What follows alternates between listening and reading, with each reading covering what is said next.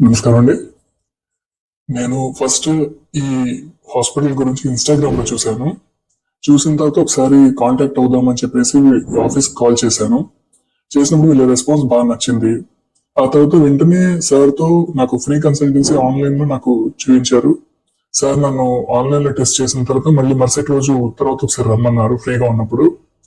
Sir దగ్గరికి రాగానే sir మొత్తం టెస్ట్ చేసేసి అన్ని విషయాలు క్లియర్‌గా మాట్లాడి ఇంత అవుతుంది ప్యాకేజ్, దీనికి ఇంత అవుతుందని చెప్పారు.